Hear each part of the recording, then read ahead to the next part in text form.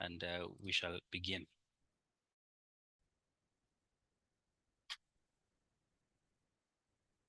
Once again, as I said, my name is Samuel Rere from Kenya Export Promotion and Branding Agency. Welcome to this Edible Oils Value Chain Consultative Forum in form of a webinar. And we shall begin with our opening remarks by the Chief Executive Officer from the Kenya Export Promotion and Branding Agency, and also get some opening remarks from our colleagues from the Kenya Bureau of Standards, represented by Mr. John Kabwe. And then we shall proceed into the presentations, beginning with a situational analysis of the edible oil sector. We shall then proceed to discuss sustainability in edible oils production. We shall then have a discussion on the regulatory requirements in the edible oil sector, presented by our colleagues from the Kenya Bureau of Standards. We shall then seek to understand the government interventions in this sector. We shall be made by Madam Brenda Akinyi from the State Department of Industry. And then we shall have a discussion of the challenges in the edible oil sector from our colleagues from the Kenya Association of Manufacturers, represented by Mr. John Wambua. So that is a run through of how the program shall flow. And without taking much time, we shall invite our Chief Executive Officer, Madam Floyce Mukabana, to make her opening remarks. Karibu, Madam. Good morning, Rere. Thank you, everybody present. It's a pleasure to be part of this forum, and I'm glad to see that people have joined in. Allow me, therefore, to go back to my official talking notes. I want to begin by acknowledging the presence of all our edible oil sector stakeholders present. Our distinguished presenters from the State Department of Industry, Kenya Bureau of Standards, Agricultural and Food Authority, the Nuts and Oils Directorate, and the Kenya Association of Manufacturers. I also want to acknowledge my colleagues from KEPROBA. Good morning, ladies and gentlemen. On behalf of KEPROBA, I'm delighted to welcome you to this virtual edible oil value chain forum.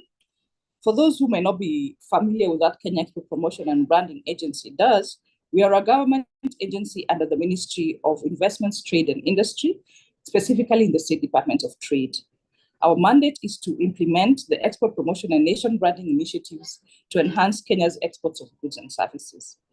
We achieve this by undertaking market intelligence and research to identify export opportunities, international market development and promotion via trade missions and exhibitions.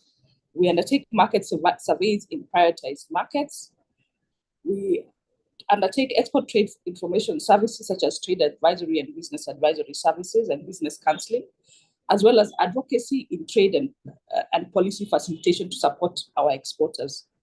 It is against this backdrop that we have convened this webinar to take a deep dive into the edible oil sector. The edible oil sector is a critical component of Kenya's economy and trade landscape. As Kenya, we have exported edible oils to the value of $226 million in 2023, with palm oil and margarine leading as the top export products, particularly in the East African community markets such as Uganda, Rwanda, and Tanzania. Globally, the edible oils market generates a USD of 126 billion in 2024, with India leading as the largest revenue contributor at USD 334.75 million.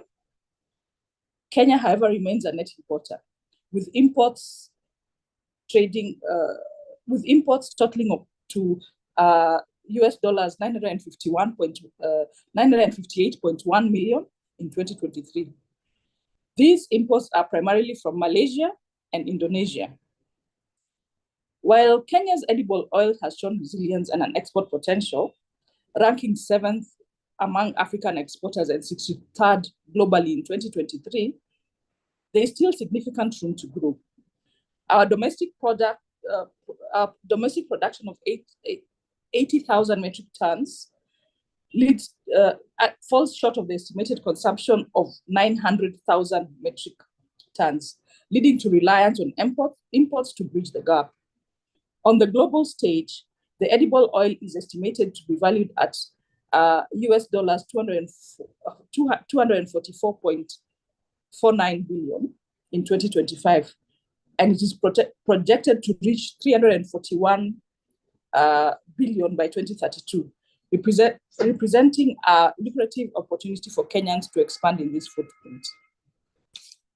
We are holding this webinar at a pivotal moment when Kenya is intensifying to secure market access for exports. Recent trade agreements such as the African Continental Free Trade Area, the Kenya-European Union Economic Partnership Agreement, as well as the Kenya-UK Economic Partnership Agreement provide preferential market access for Kenyan products to vast markets.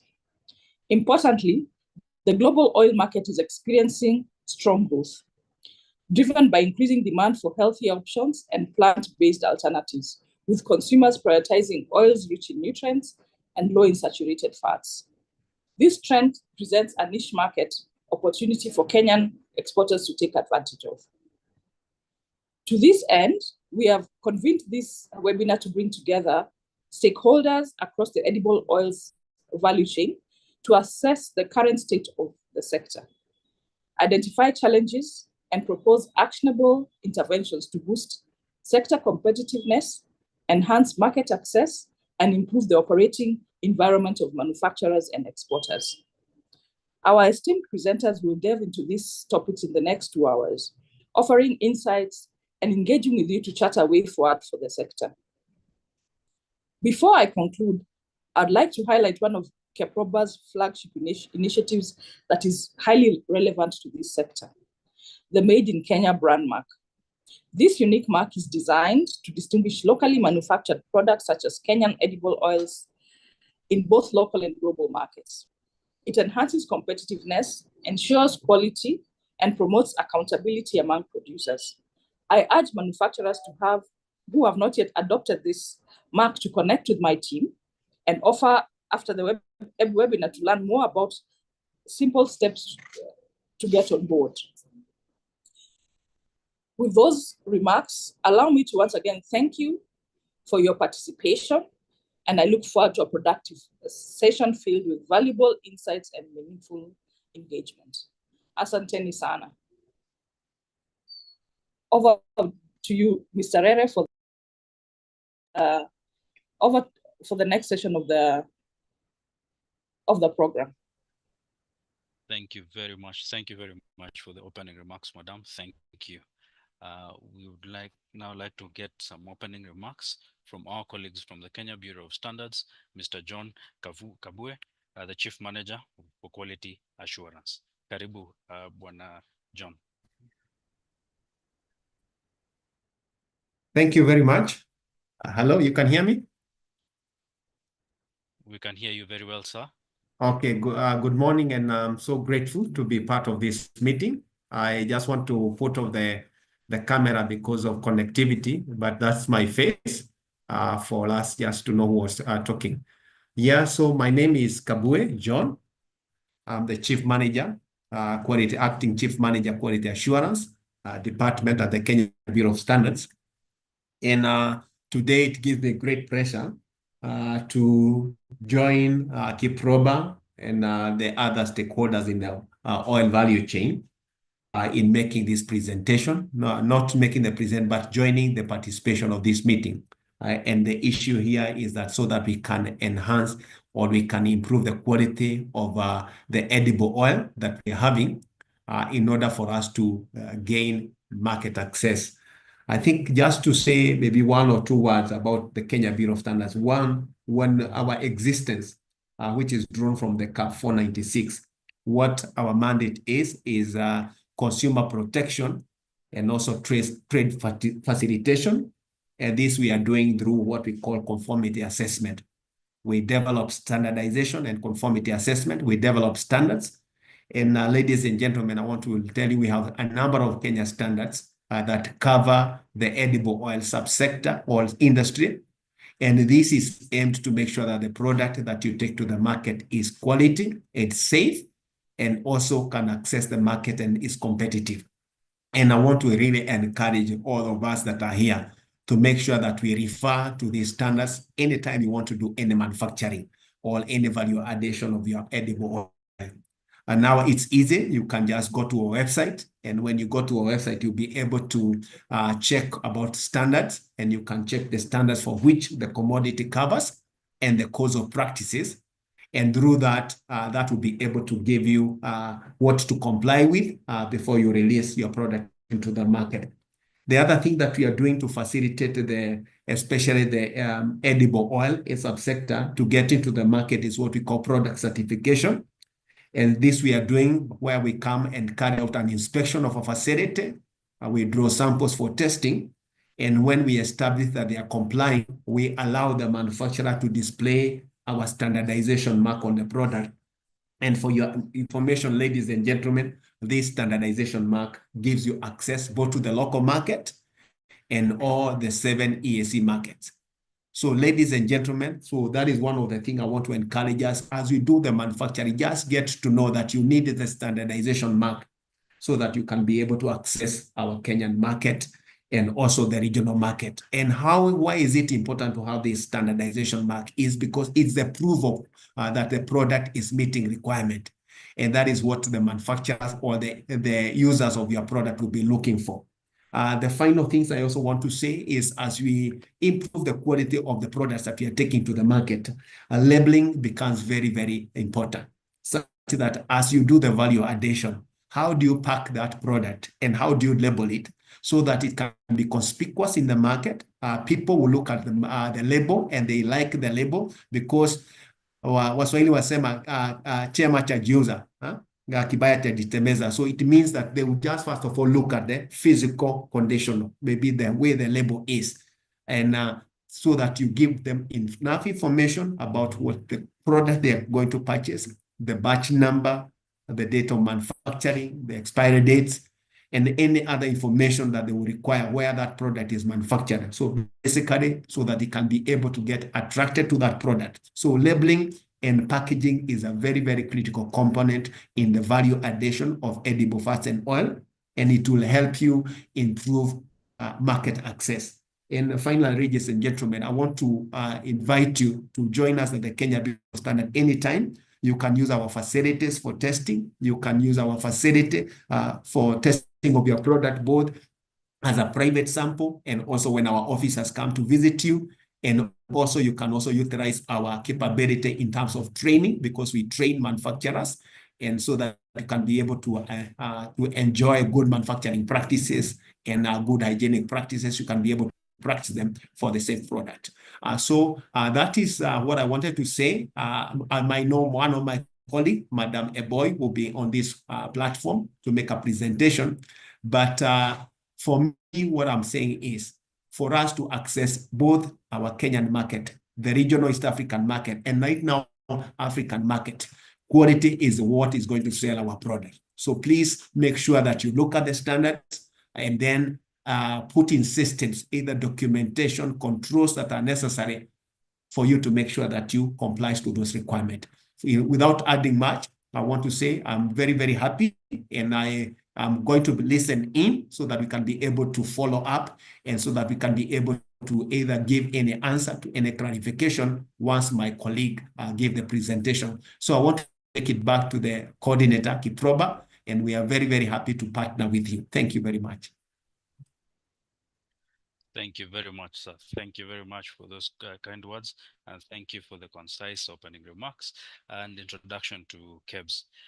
Now we shall go straight into the presentations, and as we begin our presentations, I would like to encourage all the participants to introduce yourselves in the chat facility And feel free to also use the question and answer facility that is there. Ask your questions, and we shall endeavor to respond to them as we go along. And towards the end of the webinar, we should also seek to give some time to respond to some question and answers. So we shall go straight into our first presentation by Bwana Kevin Kai, who shall give us an overview and the current status of the edible oils sector. So, karibu Bwana Kevin Kai. Welcome everyone.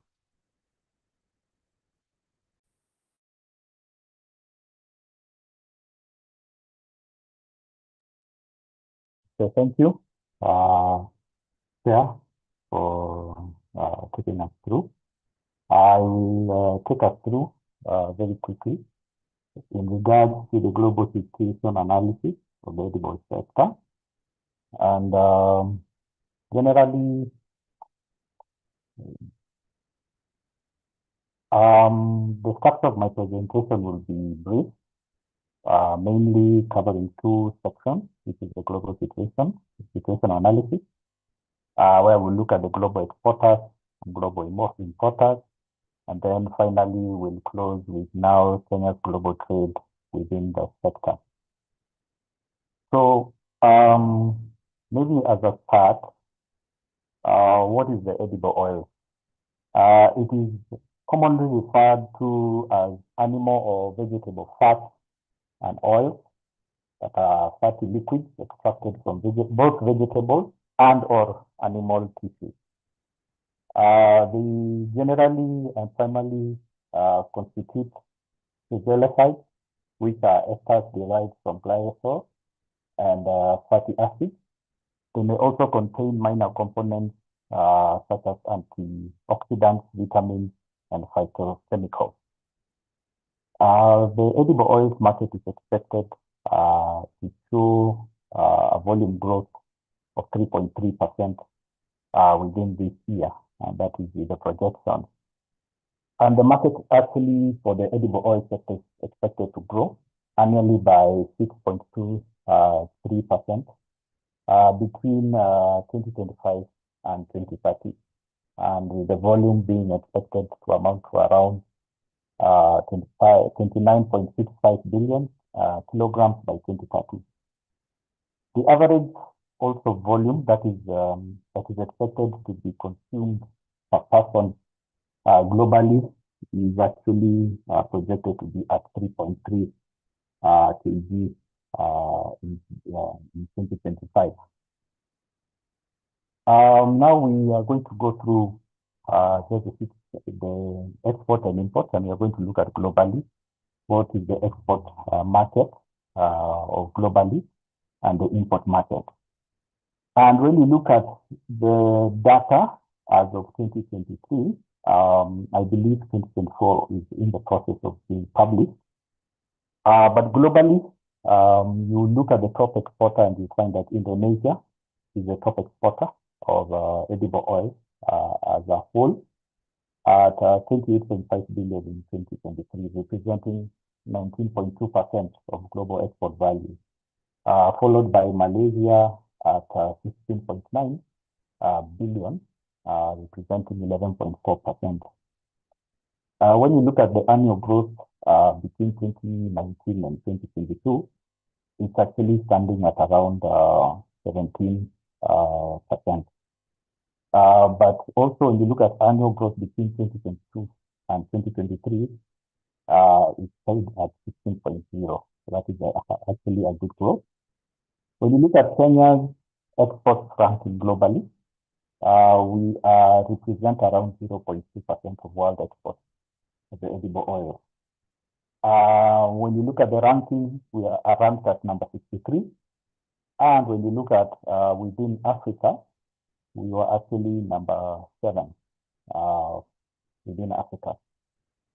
And when you look at also imports, total imports of edible oils globally stood at 158.5 billion in 2023, with the top importer being India, who imported at 16.6 billion, representing 10.4% of global import value, followed by USA standing at USD 15.7 billion, representing 9.9% of global import value, followed by China, standing at 15.2 billion, representing 9.6% of global import value.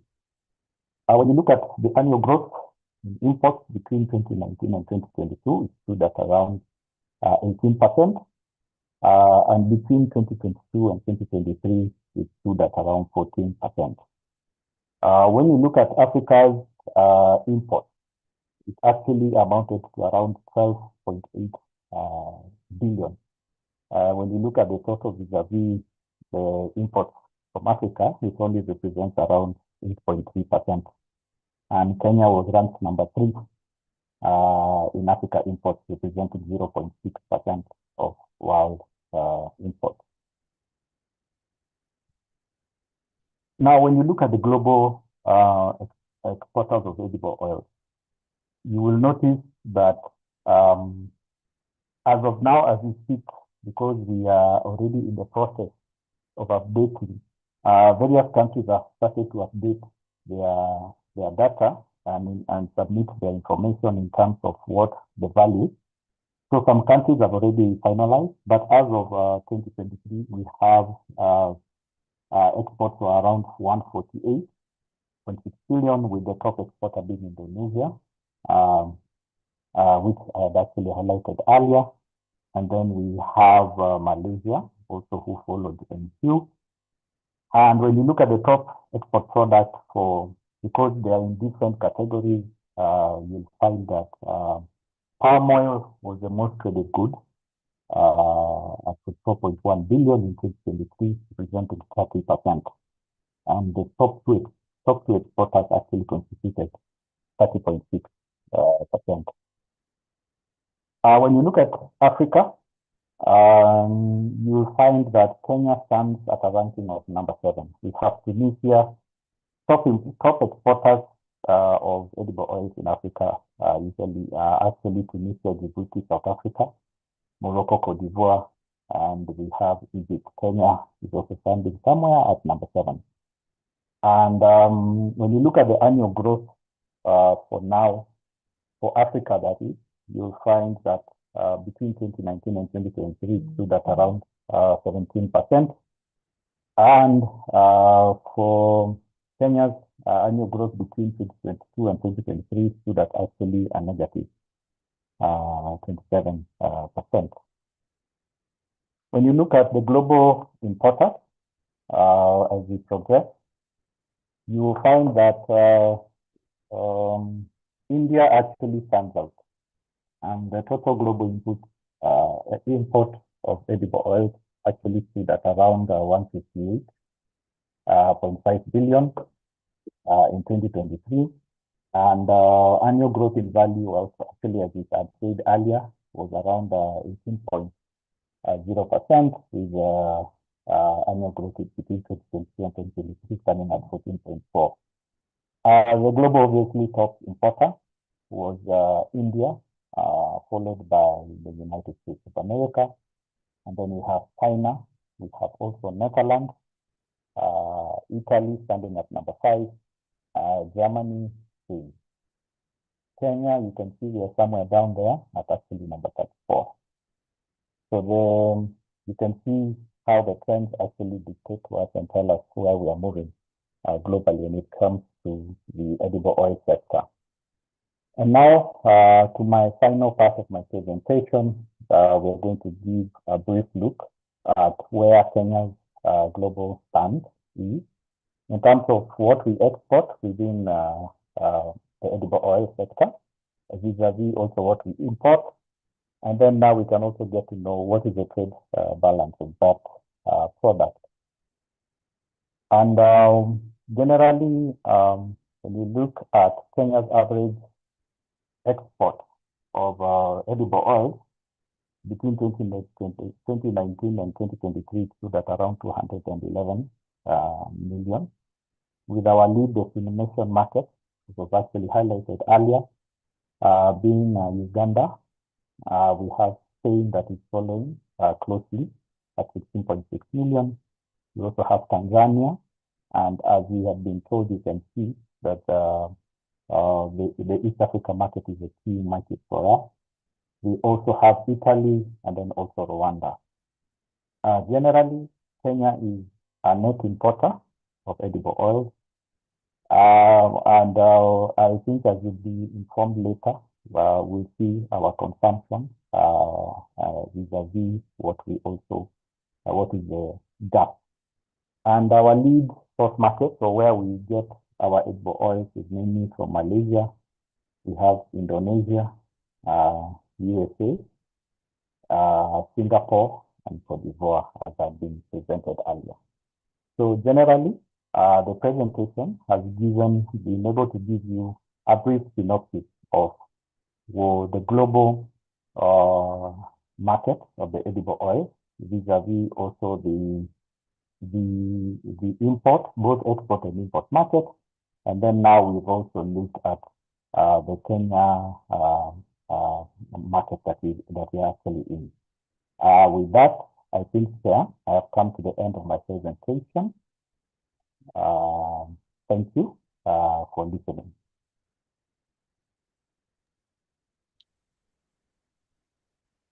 Thank you very much, Mr. Nkai.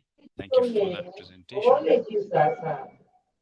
We are grateful. Thank you for the global and local outlook in terms of numbers. And for us to proceed, I shall invite Bwana Wycliffe Nyamari, who is already raring to go, to discuss with us sustainability in edible oil production. Karibu Bwana Nyamari, you are welcome. Kindly have your colleagues tone down a bit so that we can hear you clearly. Yeah. So I'm trying to get on. Huh?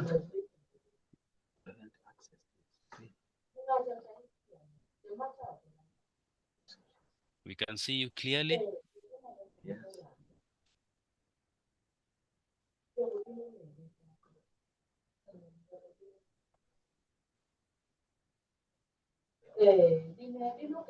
I'm having challenges, but I'm trying to sort it out.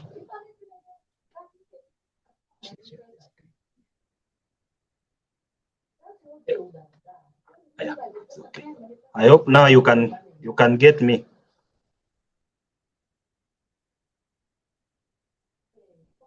We can. Can you see my screen now? I believe it is coming up. I believe it is coming up shortly.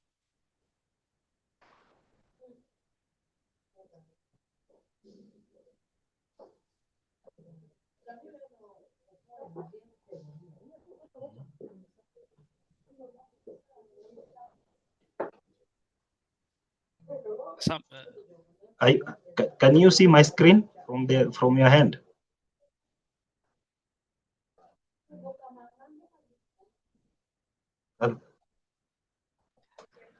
Your screen is there to come up. Yeah, I'm trying to.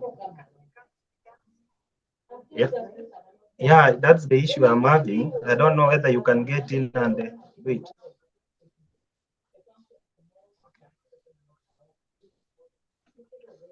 Okay. Sure.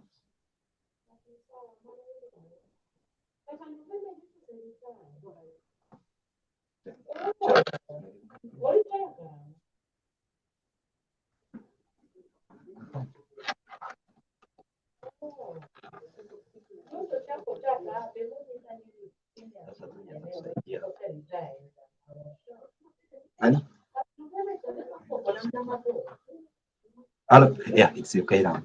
You can see now? Now we can see it. You can proceed. Thank you. Okay. Yeah, now my name is Wycliffe Nyamari from Nuts and Oil Crops Directorate. Ready to take you through the sustainability of the edible oil project, the sustainability of the oil crop value chain. So, Nuts and Oil Crops Directorate is one of the directorates under the Agriculture and the Food Authority. So the Nuts and Oil Crops Directorate was established pursuant to the Agriculture and Food Authority, that is the AFA Act of 2013 and the Crops Act of 2013. The directorate is mandated to develop, promote, and regulate the nuts and oil crops industry in Kenya. That is in line with the AFA Act and the Crops Act. The Crops Act provides for the formulation of various regulations and rules and guidelines for the sustainable development of the scheduled nuts and oil crops. Under the scheduled nuts and oil crops that are under our mandate, we have the coconut, we have sunflower, we have cashew, we have macadamia, we have simsim, and also we have oil palm.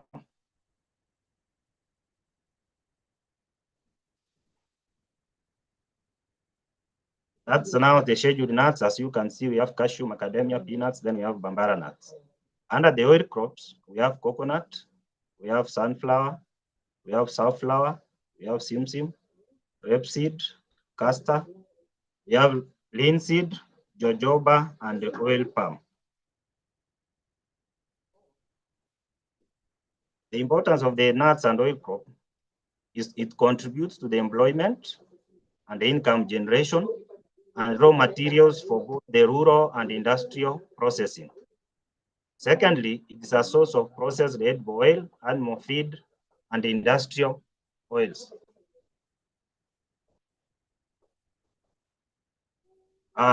In terms of where these crops are grown, you can see we have coconut, which is grown in Kwale, Kilifi, Mombasa. We have Taita Taveta. We have other new areas, that is Tharaka-Nithi, Siaya, Busia, and Makueni. So, and still it can be grown in Lamu and Tana River.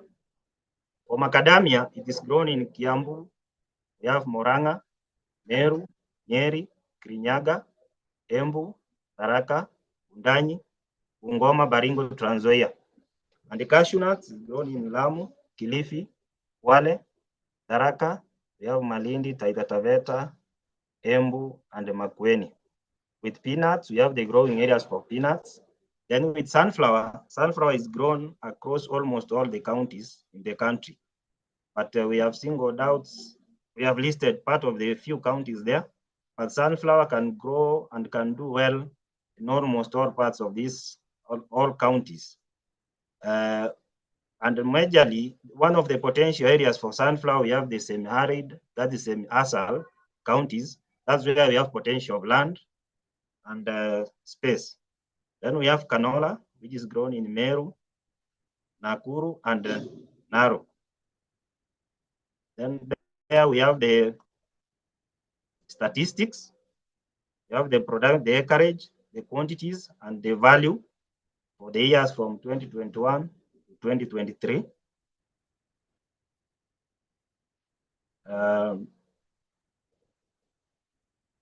We can see macadamia in terms of acreage, coconut.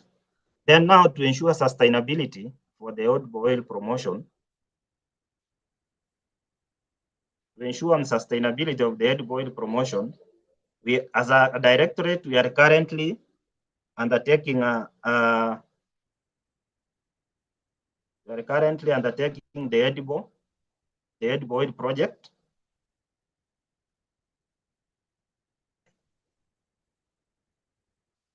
Those are the statistics. Those are the statistics of the crops that are shown on the screen from the year 2021 to 2023.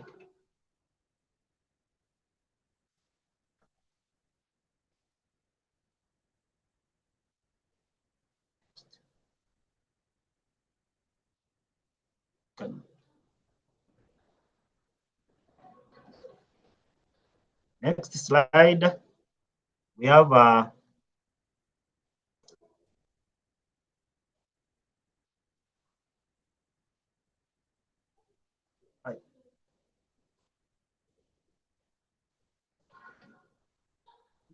We have lost you, Wycliffe. We yes, lost the I know. presentation.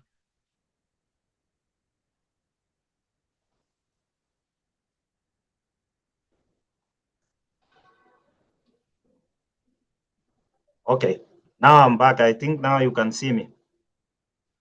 From the to ensure sustainability of the edible oil promotion, we have a project that is called the Edible Oil Crops Promotion Project that is aimed at making Kenya a self-reliant in the manufacture of edible oil production. Most of as a country, over 99% of the edible oils we use mostly are the imports. So the project was incepted in July 2023, and it will run for 5 years till June 2028. And the directorate, that is the Nuts and Oil Crops Directorate. Sorry? Wycliffe, apologies for cutting you short. Can we see the presentation? Please pull up the presentation. You can't see the presentation? We can see you very well, but we cannot see the presentation.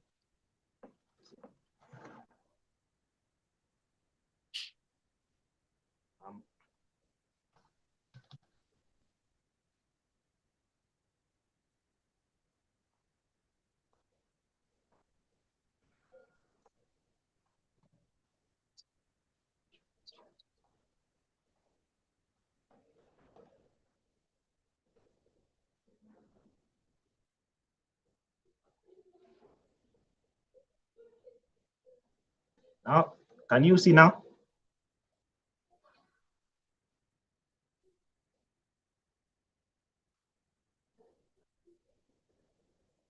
Yes, we can. Kindly proceed.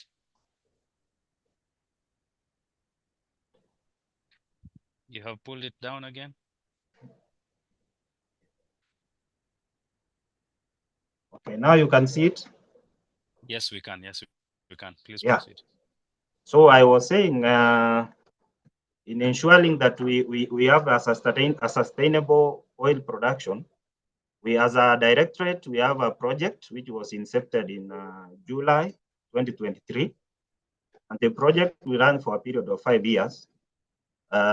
We ran for a period of 5 years from 2023 to 2028. And as the directorate, that is the Nuts and Oil Crops Directorate, is the lead in the execution of the project. That's in activities in collaboration with other state departments and agencies and the county governments. The project will cost, that's the value of the project will be 981 million. That's co-funded by the National Treasury at the tune of 400 million. And the directorate also funding from the source of A&A to a tune of 581 million. Then now the scope of the project, the Edible Oil Crops Promotion Project will be implemented in 15 counties. That's now aligned, that is aligned with the bottom-up economic transformation agenda, and it will be spread across 6 geographical regions, including, we have in the Eastern region, we have Meru and Makueni. Then the Central region, we have Nyeri. The Coastal region, we have Taita Taveta, Wale, Kilifi, and Lamu. Then in the Rift Valley region, we have Uasin Gishu, Trans Nzoia, Nakuru, and Nakuru. Then in Nyanza region, we have Homa Bay, Migori, and Siaya. Then in the Western region, the project will target Kakamega and Bungoma counties. The targeted counties were selected based on their production trends and the ecological suitability for the selected crops. So for the this one is showing for the counties that I have listed. We have the crops that we are promoting under the project. We have coconut, we have sunflower, we have also soybean, and we have canola. As at the moment, we have distributed over 500 metric tons of sunflower, the listed counties. These 15 counties are part of the county. In the sunflower, we distributed to over 32 counties, but for the case of the project, we only narrowed down to the counties listed here. But we have given out more than 500 metric tons of sunflower to the counties. And as a directorate also, we are in the process of procuring 13,140 coconut seedlings that also will be given to the counties that are selected there. We have Kwale, Kilifi, Taita Taveta, and then Lamu. That is for the production of coconut, which will also add to the edible oils. Then in soybean, as a directorate also, we are in the process of procuring 13,000 kilos, that is 13 metric tons of soya, that will be given to Bungoma, Kakamega, Migori, Homa Bay, Siaya, and Makueni counties. We are also procuring 23 metric tons of canola that will be given to Nakuru, Uasin Gishu, Trans Nzoia, and the Nyeri counties. And the project objectives, the objectives of the project is to promote the domestic production and the productivity of the edible oil crops by increasing the acreage and the production from 60,000 hectares to 250,000 hectares, and also to increase production from 80,000 metric tons to 240,000 metric tons in the next 5 years. Also, the second objective for the project is to enhance cottage level processing for sunflower and coconut in the select counties. So we will also be empowering the people there will be processing these products at the account level. We have the cottage level processors, and also we'll also install the common user facilities, which will also act as incubation centers to train these small cottage level processors and other private developers also who will be chipping into the sector. Also, another objective for the project is to develop or to review the industry policy, legislations, and the standards to create an enabling regulatory framework. The project beneficiaries, we have the direct beneficiaries, which will go to 200,000 households. Then we have 30 coconut nursery operators. So we'll, that is to ensure now sustainability of this project. We'll also have to train nursery operators who are coconut. For coconut, we'll train 30 coconut nursery operators who will be raising the seedlings for to ensure sustainability for the project. Then we have seed merchants. We have 45 farmer produce organizations. We have 45 produce aggregators. Then we have 100 SMEs. We have 16 incubators. Then we have 10 processors that involve in edible oil crops value chain in the 15 targeted counties. Then indirect beneficiaries, we'll have to support an additional 800 beneficiaries, that is agro dealers, service providers, transporters, financial institutions, and consumers. Then for inclusivity and beneficiary diversity, the project will target small-scale edible oil crops, value chain players, with at least giving priority to women, that's at least 50%, and the youth at 30%. Then now the project interventions, we have the production support. As you see, most of the crops are, some of the crops are new in some counties.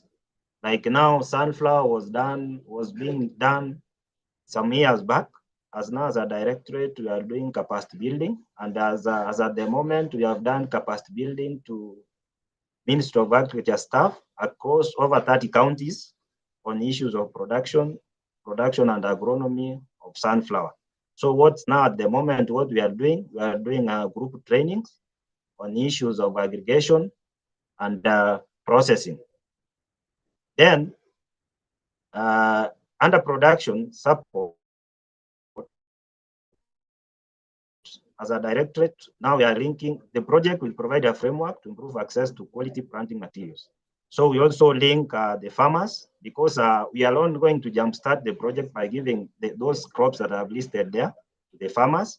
But now for them to ensure sustainability of this project, we link the farmers to stockists that will supply them with quality seeds and other seed suppliers that will supply them with quality seeds, including what are listed areas in training nursery operators to be producing coconut seedlings to the farmers.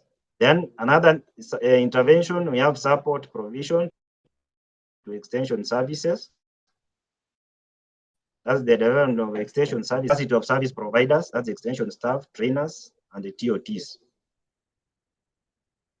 Under the processing support, we'll support the primary cottage units, that's primary processing, which shall be owned by individuals, farm organizations, and government incubation centers. As I had indicated, we are going to do common user facilities in all the 15 counties that I had mentioned. The common user facilities will entail a complete system of processing, till having a refinery component until having the refinery component to the machines that will be installed across the 15 counties, and most of them will be installed at the ADDCs training centers in the counties. Then we have tertiary processors, that's are large-scale red boil processors, who largely depend on the imported crude oil, that is final refining and packaging. Then now the proposed common user facilities, we have across the 15 counties, we have the selected areas where they will be put, like now in Taita Taveta, we see they will be at NCPB Taveta, Makueni, it will be at Karo Wote. Then we have in Noma Bay, it will be at ATDC. Then we have another one will be in Nakuru, then Uasin Gishu, and then the other counties. Then under the market development support, we'll also create linkages, that's between the farmers, cottage level processors, and the multinational companies and the retail chains. Then under marketing also, another intervention is the development of aggregation centers, that is to facilitate sorting, grading, and the ease of bulking and storage.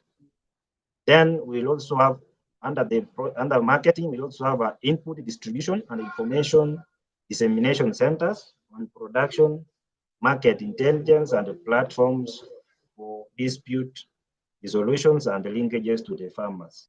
I think with that, I come to the end of my presentation.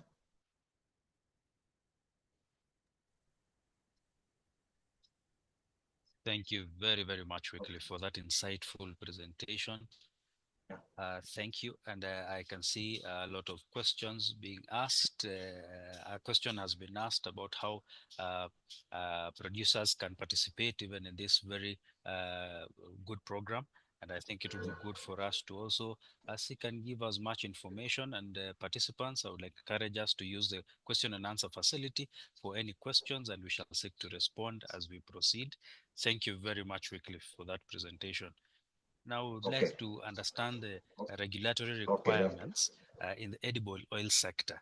And I would like to invite Madam Mildred Deboy to make her presentation. And as she does that, I request Wycliffe to pull down his presentation so that Madam Mildred can have that opportunity to present hers. So kindly, Wycliffe.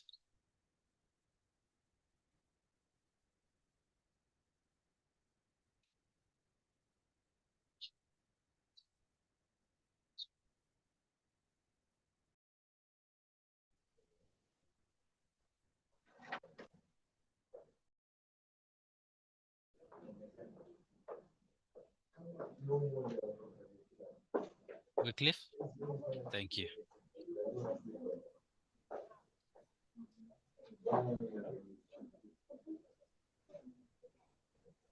Mildred, you can now pull it up. Thank you very much. Kindly put it on presentation mode and proceed. Thank you. Karibu, Madam Mildred.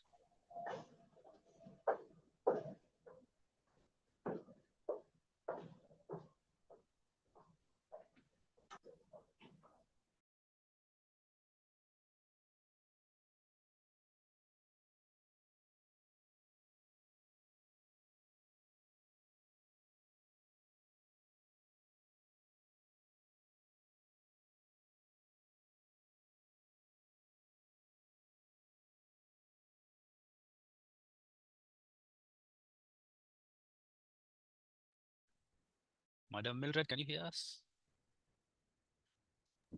Sorry for that. Can you hear me now? Now we can hear you loud and clear. Thank Kindly you. proceed. Okay. So Kenya Bureau of Standards was established through the Standards Act, CAP 496, The latest revision is December 2024. And these are our mandates. We have standardization, that is development of standards, harmonization of standards at various levels, national, regional, and international. We also have quality assurance and inspection of goods. The other mandate is product testing, and then metrology and calibration services, market surveillance, training services, and system certification services. So what do we understand by the word product? Product simply is an output of a process. And that's what we're talking about today, the edible oils value chain. We have raw materials that go through some transformation, and we end up with a product on our tables that is to be sold to the consumers. A product is determined to be of quality by the consumer depending on various perspectives. So we have aesthetics, serviceability, durability, reliability, conformance, perceived quality in terms of preference in taste, smell. So the consumers are the ones who actually are able to tell us what do they expect from our products when we are supplying to them. Product quality is determined by the raw material quality. So if you have sourced seed that is not meeting requirements, that is of poor quality, that is getting spoiled, moldy, then definitely you will not have a quality product. So we have a principle that says junk in, junk out, which is something that we preach every now and then when we meet our MSMEs, so that they realize the importance of sourcing good raw material so that they end up with a good product. What do we mean by product certification? It is a third-party attestation that a product has conformed to specified standards and other qualification criteria, which is usually stipulated in contracts, regulations, or specifications. So that is the service that Kenya Bureau of Standards provides to all our local industries in terms of product certification. So we have a process flow for product certification. The first step is registration, payment of necessary fee, initial assessment. In the initial assessment, we have an inspector visiting your site, looking at your process flow, looking at the premise, whether it's meeting a certain code of practice, and also taking samples of your product to our lab for analysis. At this stage, the officer will also present a document to you called a scheme of supervision and control, which is a contract between yourself, the processor, and Kenya Bureau of Standards. And it details the do's and don'ts, and also details responsibilities of the manufacturer and also the certification body. The next stage is where the application that you made has been presented by the officer to a committee who have the relevant competence and are impartial to the process. They have not been part of the process during inspection and sampling and testing. So they come in and review what the reports say in terms of inspection, test reports, and any other information that is relevant to this product. And at that point, the decision is made by the permits committee, and they will either grant you a permit or deny. If it's denied, reasons will be given to you, and you and the officer will be able to do a follow-up so that you finally get the permit. Why do we pursue product certification? The most important is to address the needs of consumers so that all interested parties do not feel like their needs were not considered when a product accesses the market. It also gives confidence to the manufacturer when approaching the market. They're able to demonstrate that their products are meeting requirements and that they have been allowed by the Kenya Bureau of Standards to access the market. The other reason is to allow suppliers to demonstrate to the market that their product has been subjected to review by an impartial body, that is a third party, and has been found fit to sell those products in the market. So this is the standardization mark logo. This is what we issue to our manufacturers, local manufacturers, and it is valid for 2 years. Currently, it's valid for 2 years. We realized the need to enable our manufacturers access the market with ease. Within the 2-year period, they're able to study the markets, access the markets, and not have challenges in terms of meeting our requirements. So what are the benefits of the standardization mark? First, we said confidence to consumers, regulators, and industry. Fair trade practices and competition. This simply means whether it's a large manufacturer making sunflower oil, or a medium, or a micro, or a small, they're all subjected to the same requirements in terms of product compliance and also inspection requirements. So this means that the products that are accessing the shelf are all meeting the same level of requirements in terms of safety and quality. Another benefit is acceptance of the products at national and regional level. My chief manager, Mr. Kabue, demonstrated to you that we are in the ESC community and we have 7 partner states. So this is at your indulgence where you are able to access any of these East Africa partners and sell your products there. It also raises efficiency and level of quality of product. This is because when we interact with our manufacturers, we're able to educate them on what a standard is, what it entails, what are the quality requirements, how they can be able to achieve the level of quality determined in the standard.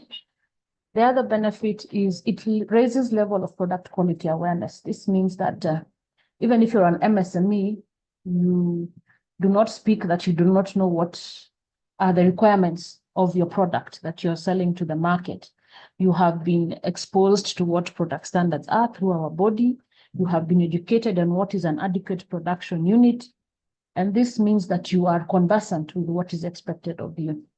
Lastly, it reduces incidences of substandard products. When we embark on giving certification to our micro and small enterprises and also the large, we are aiming to ensure that the products in the market are meeting requirements. So for those who opt not to pursue product certification, most of the time we find that their products in the market, when sampled, are not meeting requirements because first of all, they have not been educated on what the standard requirements are.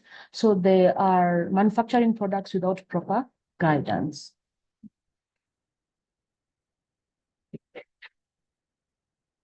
So what's the legal basis for product certification? We have the Standards Act, CAP 496, where it talks about a specification of the standardization mark and mandatory application for products with Kenya standards. So in the moment we have a Kenya standard for that product, it is a requirement that anyone who is involved in manufacturing and sale of that product, they shall make sure that that product has a standardization mark before they access the market. We also have the ESC SQMT Act Section 24, which is notification and mutual recognition of standardization marks across East Africa community. So this simply means that within the partner states of the East Africa community, we agreed that each country shall identify a standardization mark, of which shall be recognized by the other partner states. So when your goods are going to Tanzania, Uganda, South Sudan, Rwanda, Burundi, you are able to confidently demonstrate you have a standardization mark on your product, and they will also verify through our website that that permit is valid at the time of export. So we have players in this product certification process. It's not a one-man show. The first player is the Kenya Bureau of Standards, who is operating within the applicable Kenyan law, that is CAP 496. And in the CAP, we have the responsibility of enforcing standards in the market and also the product certification scheme. And in these various ways, we have development of standards. For products we have come across that we do not have standards, we have a standards directorate whose main objective is to develop standards. So anytime we come across new products in the market, we make requests to them and standards will be developed in conjunction with the industry and other regulatory partners and also research institutions. We also maintain the product certification scheme. That means once we give you a standardization mark, you will still come back to us for renewal of the standardization mark at any given time. If you wish to introduce new products or reduce your products of certification, you will still come back to us for guidance and clarity. We also issue the mark to applicants who have met the requirements. So it is only Kenya Bureau of Standards who issues the standardization mark. The other player is the manufacturer, that is ourselves, the MSMEs, the LMEs. Our obligations are as follows. We are to operate within the applicable laws. So you need to be conversant with which laws are applicable to you, especially the Standards Act CAP 496. We also expect you to acquire relevant standards. If you are making sunflower oil, virgin sunflower oil, then definitely you will need to acquire that standard so that you know what are the expectations of that product. If you wish to call your product a virgin sunflower oil, what is the definition of a virgin sunflower oil, and are you meeting those requirements for a virgin sunflower oil? We also expect you to develop a manufacturing process, set up your premises, acquire necessary permits. For most of our FBOs, that is food business operators, the basic license we look for when doing inspection is a food hygiene license. And for the personnel who are engaged in the manufacture, packaging, production, distribution, public health requires them to have food handlers' medical certificates. The last obligation is to comply with the product certification scheme, which is detailed within the scheme of supervision and tells you what we expect from you during the certification period and how we shall operate, and what are the obligations you are to meet in terms of monitoring product quality at any given time. It also details the kind of records that you're expected to have during the certification period, so that when an inspector is accessing your site for surveillance purposes, they are able to audit those documents and see how you have been producing and what kind of checks you have been doing, and whether you've come across products that are not conforming or non-conforming and how you disposed of them. So this is a brief on the application process. We have a number of forms. Currently, we are doing an online application. We are no longer doing manual applications. We are pursuing digitization of our process to make ease of access to our process for all applicants.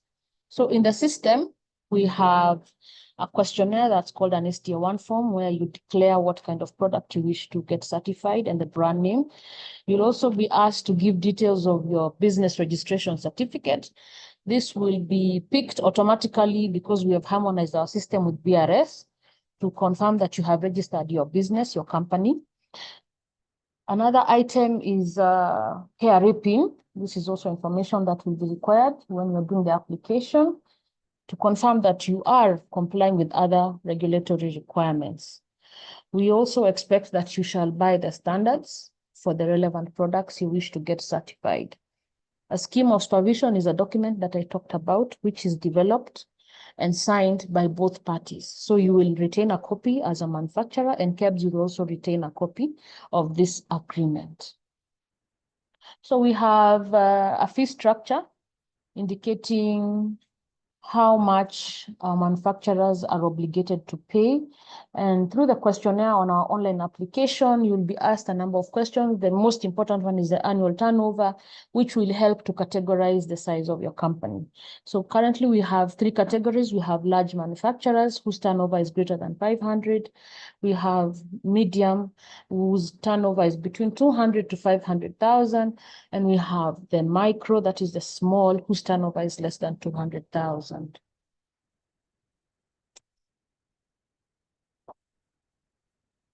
So basically, in a food business operator's premises, there is a principle that we talk about, which is GMP, good manufacturing practices.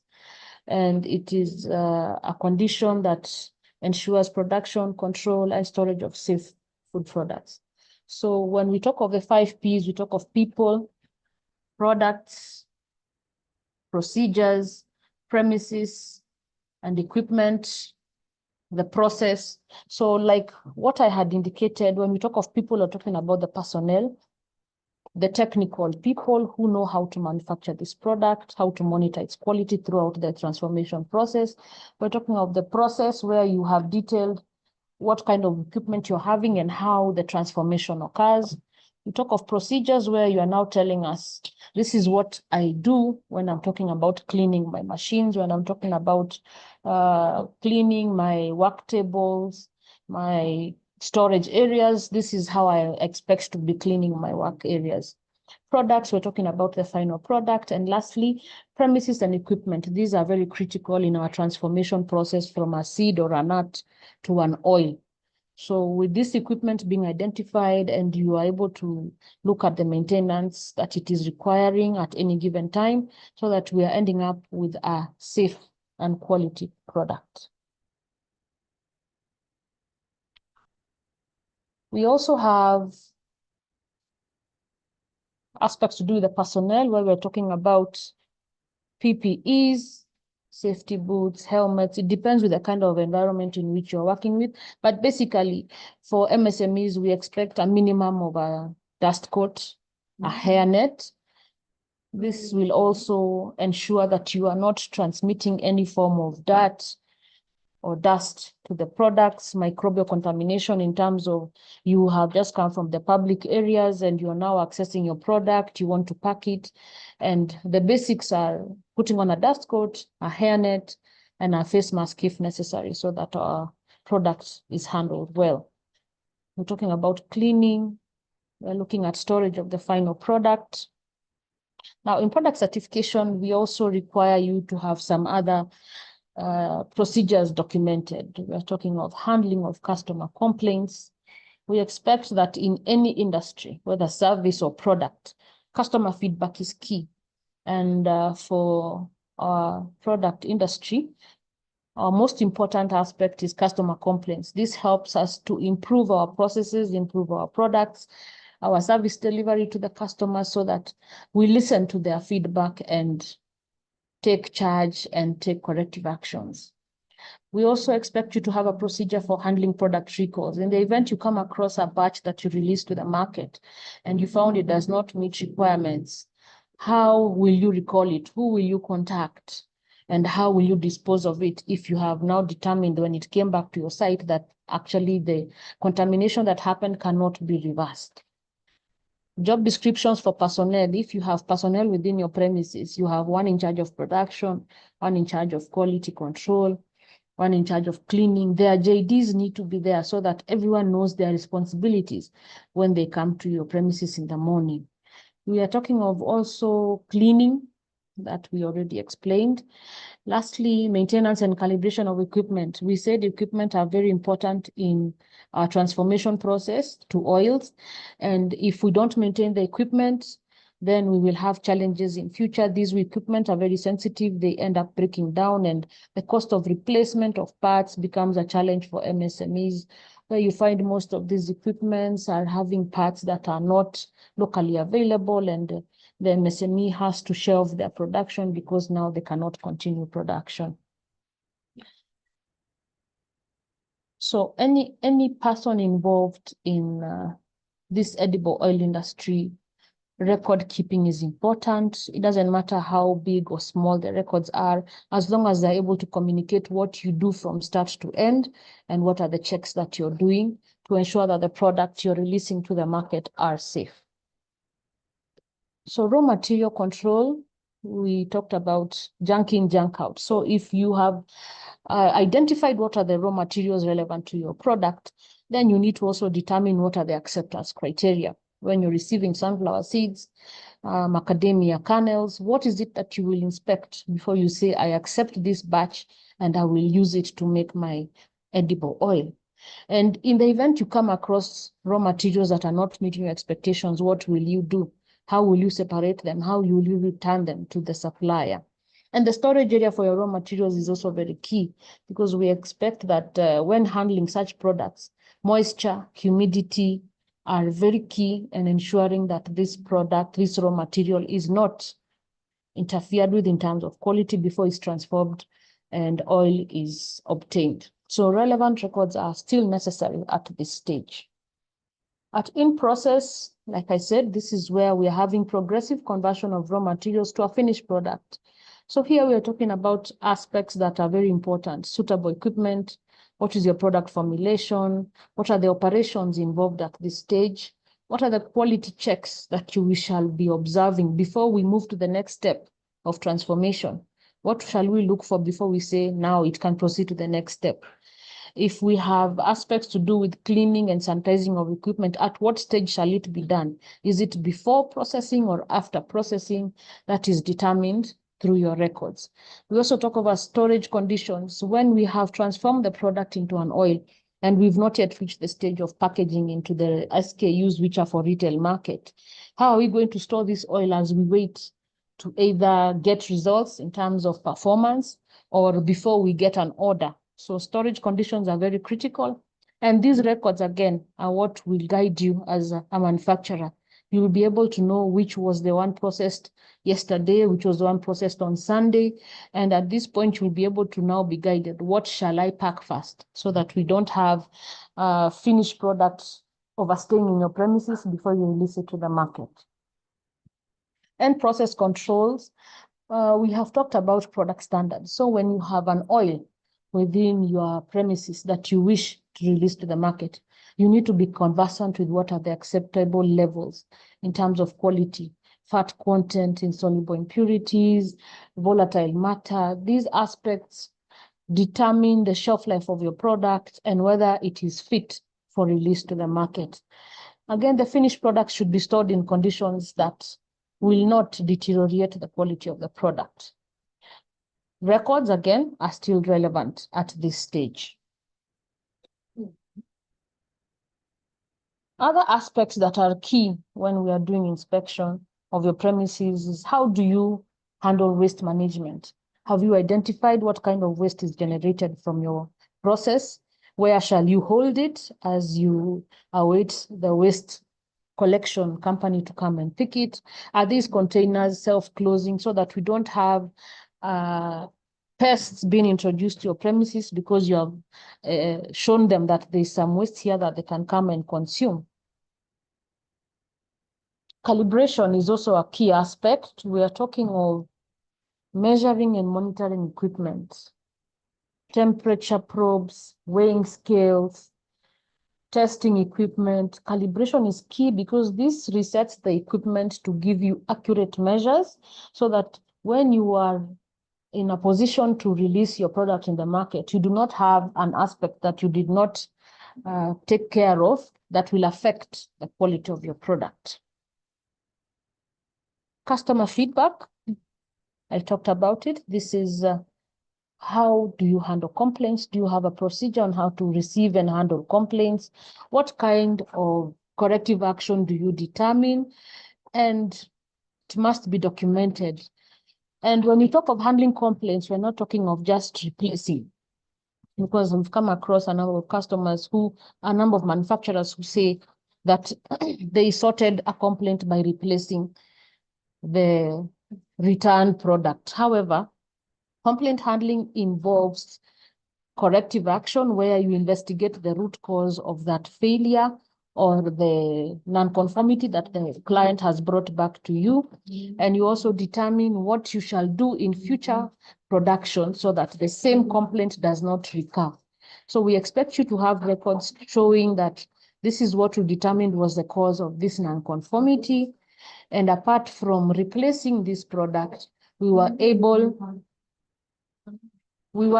to share this with the manufacturer, with the complainant, and they were convinced of our investigation so that we have customers who return to us for more products. We wish not to have a bad incident and customers run away from us and our product now is rejected by the market. Transportation is also key. When we are transporting our products from our premises to our distribution points, our retail markets, if you handle your products in a manner that will make them either leak or exposed to too much temperatures, high temperatures, too much light, oils are very sensitive. So if you handle them in a manner that will affect their quality and safety, then definitely you will have challenges in the market.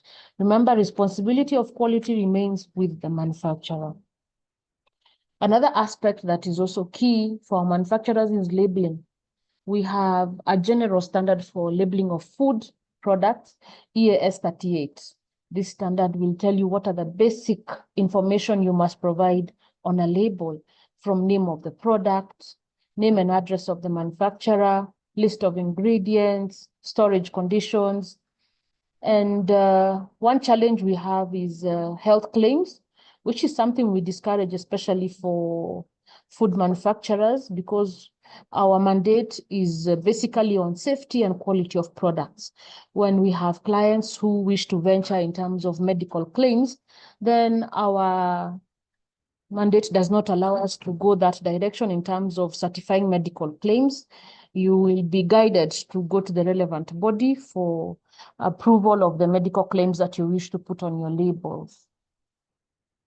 So we have the end product here. We have different products. We have virgin oils, we have refined oils, we have infused oils. All these are oils that we endeavor to certify and enable our manufacturers access the market. These are some of the standards that we have developed as indicated by my chief manager, Mr. Kabue. We have standards for edible corn oil, virgin avocado oil, edible coconut oil, canola, macadamia, sunflower, blended edible oils, edible fats and oils, animal fats and oils. And lastly, we have a code of practice for general principles of food hygiene. This is applicable to anyone who is a food business operator, that they are able to meet those requirements as stipulated in EAS 39. At this point, I wish to end my presentation. Thank you so much for your time. Back to you, Sam. Thank you very much, Mildred. I think that was very, very insightful, very detailed. I think the regulatory requirements are clearly elaborated, and I have seen requests to get a bit more details from this, and as I have communicated, we shall endeavor to share the presentations after this, together with the contacts of these presenters, so that you may want to reach out to them. You can have that engagement after this for further details. And for us to progress, I would like to invite Madam Brenda Akinyi from the State Department of Industry in the Ministry of Industry, Industrialization, Trade and Investments to take us through some government initiatives in the edible oil sector. And it is my hope that this presentation should also give us a bit more detail. And without taking much time, I would like to invite you, Brenda, to proceed, put up your presentation. Remember to put it on slide mode so that we can all see it clearly. Karibu, Brenda. Thank you. Thank you.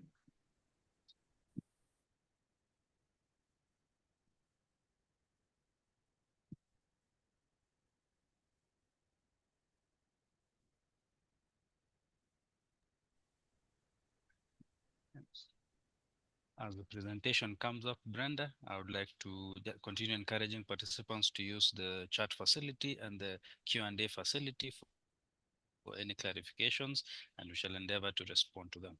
So Brenda, please put up the presentation and we can proceed. Asante.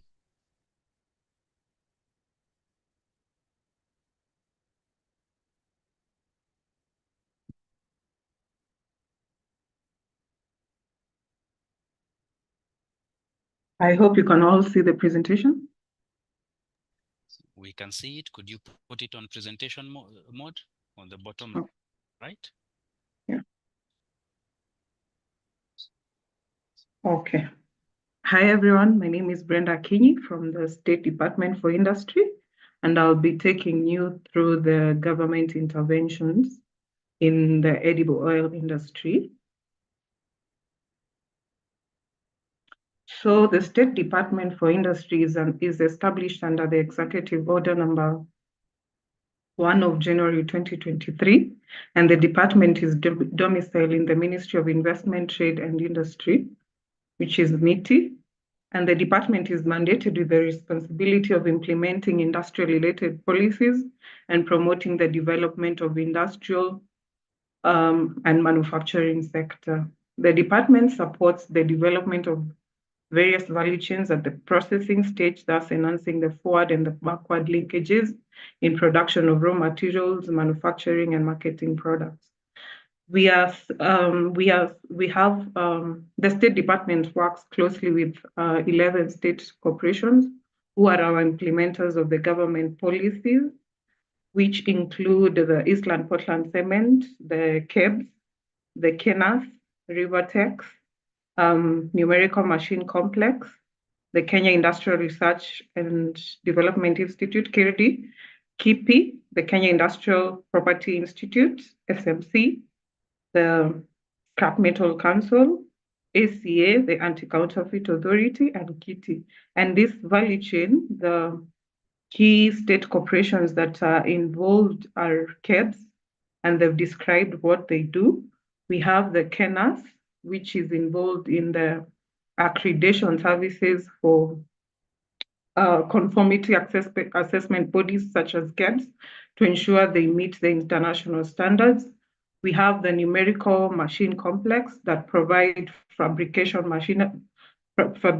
services for machineries used in the edible oil value chain. We have KIRDI, which offers the research and development in the industrial sectors. We have KIPI, which is involved in protecting the intellectual property rights of the companies involved in the edible oil sector. We have Anti-Counterfeit Authority, which protects illicit trades and anti-counterfeit goods in the sector. And we have KITI that offers technical training in the industrial skills. I'll take you through the edible oil industry at a glance. And the edible oil sector falls under the food sector, and the manufacturing GDP for 2023 was 7.6, which was a slight drop compared to 7.8 in 2022. And the subsector, which is the edible oil, contributes to 2.1% of the manufacturing overall GDP, according to KNBS 2022. And the sector directly employs around 10,000 people and over 80,000 Kenyans through sector value integration with several sectors, including packaging, transport, and soap industries. Kenya relies heavily on imported products, including palm oil, sunflower, coconut, linseed, canola, and sesame. And in 2023, the country imported 798,580 metric tons of edible oil, valued at 102 billion, according to AFA yearbook statistics. And the edible oil mostly comprises of 15 large enterprises that mostly refine the imported crude oil, and a few cottage processors who process locally produced edible oil from oilseeds such as sunflower and coconut. And then currently, Kenya produces only 10% of the local demand of the cooking oil, which translates to around 90% deficit that is primarily bridged through the importation of crude palm oil from countries that were mentioned earlier, like Malaysia and Indonesia. And as my colleague from AFA had indicated, the key crops used in the production of edible oil in Kenya: sunflower, soybeans, canola, coconuts, groundnuts, and sesame. And the crops are mainly grown by small-scale holders, farmers in various parts of the country, with sunflower being the most widely cultivated. And the farmers sell their products to processors who extract oil and refine to retailers. The Kenyan manufacturers mostly refine palm oil, rapeseed oil, soybean oil, sunflower, and corn oil from crude form into finished form, which is mostly imported. And then most of the refined edible oil by local industries is from crude palm oil, which is majorly imported from the Asian countries, as I've mentioned, Malaysia and Indonesia. So some of the government interventions that we're trying to implement in order to create an enabling environment for the edible oil sector is the State Department for Industries currently participating in the construction of the county aggregation industrial parks in the 47 counties, which is being done by the national government and the county government, where we've come together. The national government is doing 50-50, The county and national government are contributing 50-50 to construction of these Skypes. And for them to be relevant in the value chain, we've identified some of the counties that are doing well in the edible oil value chain, such as Busia, which is doing soybean, sunflower, simsim, and palm oil. Bungoma, we have sunflower. Nakuru, we have sunflower. Trans Nzoia, sunflower. Migori, we have soybeans. Homa Bay and Siaya, we have sunflower. Murang'a and Embu, we have macadamia. Kirinyaga, we have macadamia. Nandi, we have avocado. Nyamira, we have avocado. In Meru, we have avocado and macadamia. In Uasin Gishu, we've identified sunflower. Kwale and Mombasa, we've identified coconut. And in all these projects, most of them have they are currently being constructed, with Migori being almost 70% complete. So we hope at least this will be able to solve some of the problems, like providing aggregation, sorting, value addition services to cottage industries within the edible oil growing industry, edible oil growing counties. Then we are developing an import to export turnaround strategy on the edible oil sector, which aims to achieve self-sufficiency in the edible oil production, where we intend to do recommended action points such as documenting an industry-wide consultative process with the current 2024 and projected 2025 to 2030 edible oil market size and potential in domestic and target export market. Want to facilitate industry-wide affirmative action, that is the volume of edible oil production for transitioning the country from a net importer to self-sufficiency and exporter of edible oil. We want to undertake and review the policies and strategies affecting the development of local industry to be able to identify the gaps on why we are importing more than we can produce locally.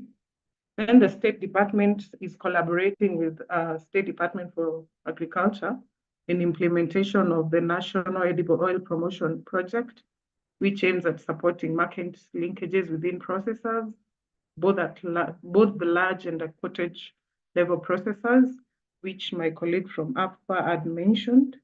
And then we have the development of edible oil cottage industries through provision of capacity building, incubation, and standards, which is being done by our state corporations such as KIRDI and KEBS. Then we support fabrication of machinery and equipment for use by edible oil cottage industries, which is being done by Numerical Machine Complex, our state corporation. Yeah, and that's the end of my presentation. In case you want to contact us, feel free to contact us through the information provided on the slide. Thank you. Thank you very, very much, Brenda. Thank you for those the details on those interventions. Thank you for that clarity. And I believe stakeholders are invited to even participate and to ask and to probe some of these interventions. And in a sense of moving forward, we would like to hear from the Kenya Association of Manufacturers, from Bwana Jackson Wambua, about the challenges they face in the edible sector. Maybe to speak upon the potential and what are those things that we may need to do better to make this sector that cog that can transform the economy. So without further ado, I would like to invite Bwana Jackson Wambua to put up his presentation and to proceed. Thank you very, very much, Brenda, for that presentation.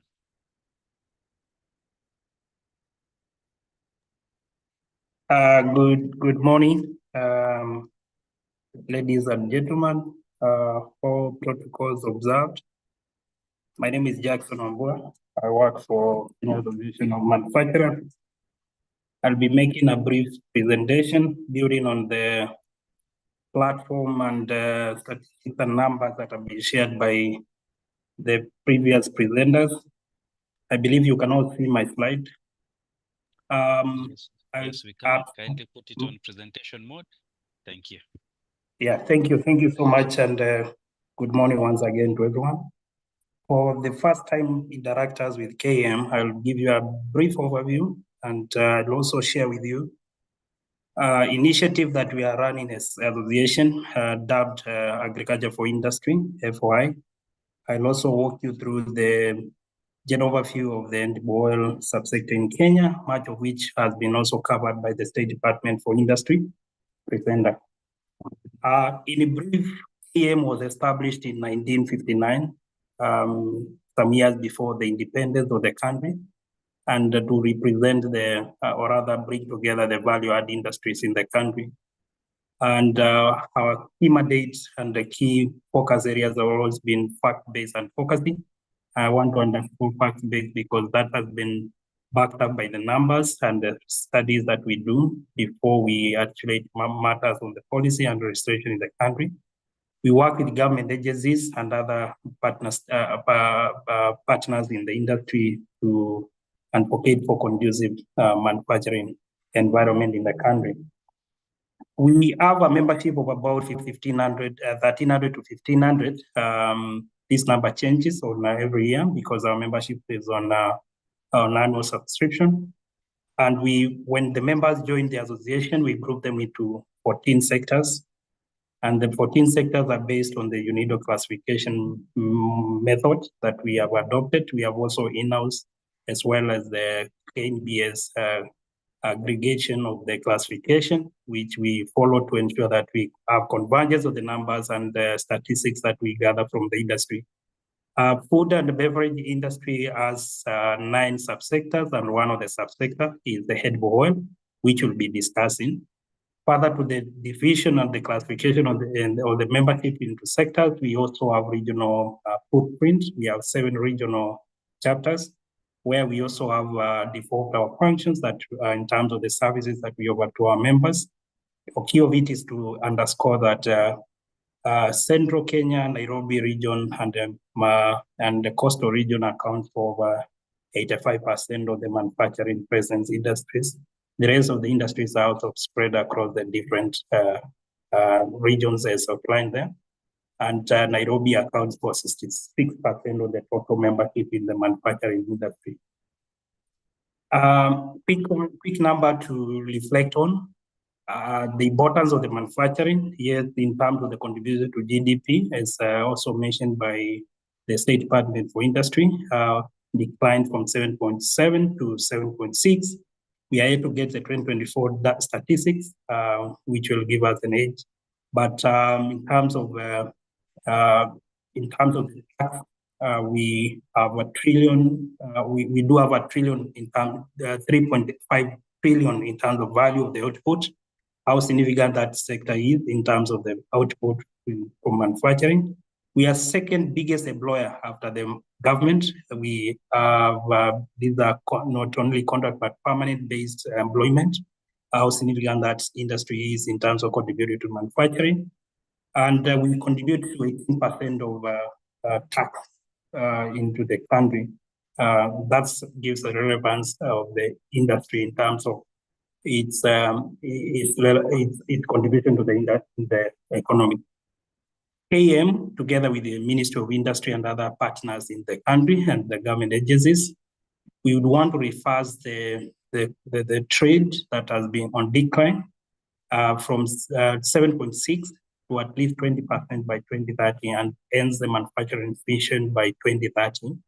And by so doing, if we attain this, we'll be able to create 1 million jobs and increase our output from 8.5 billion to at least 50 billion by the year 2030. This is a shared vision with a lot of expectation and a lot of alignment, especially on the value chain that are supposed to support this. And one of the value chain that we are focusing on is the oil. Globally, there are key pillars that we look at when we look at our competitiveness and conducive business environment. We have the key pillars of the global competitiveness here. We are looking at manufacturing competitiveness in terms of local market and export market. How competitive are we? because we are in a global economy today with a lot of agreement that the country has signed and felt it's needed for the industry. Also, domestic market, we are looking at ease of doing business and logistics and taxation. On export growth, we are overly looking at the competitiveness of what we are exporting to the region and beyond. We are also keen on supporting SMEs through facilitation to access to finance. We have a number of programs and the implementation of procurement master role, where the government as State Department was keen to roll out this. And for this, about the agriculture for industry FOI, we have prioritized several value chains that will seek to actualize prioritization of food security, bring down the cost of farm input and improve for technical services and introduce enhance agricultural productivity. I'll dive into the agriculture for industry to just give you an overview before we go to edible oil sector and how it links with it. This is a paradigm shift to KM to promote backward integration between industry and agriculture and informs in projects that would impact majority of Kenyans. We took note of the problems that low production and productivity, and unpredictable and poor quality, and disorganized markets and limited market information. And this program seeks to bridge the gap between the farmers and the industry, and the effort to culminate in strategy for building an ecosystem and platform for ensuring producers and off-takers seamlessly transact. And I look forward to how the Harvard-led project would also synchronize with such a project to ensure that the off-takers are able to take it, achieve and acquire or get supplies of the inputs that are affordable. And from a processing problem, there is a lack of predictable, consistent supply, price, and quantity, and information mismatch on where these materials are. So the ecosystem, the FOI is basically an ecosystem to support quality production aggregation. And I think State Department for Industry has also mentioned about SITE, which will sort out the issue of aggregation.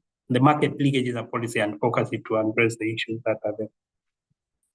If I proceed on a classical example as a case study which I've mentioned, basically we are trying to bridge the problem between the farmer and the processors by outlining a number of initiatives. We have a detailed report on how we endeavor to do this. This is a flagship project that we launched last year and seeks to ensure that we have access to quality input entering from the farm to the factories for processing.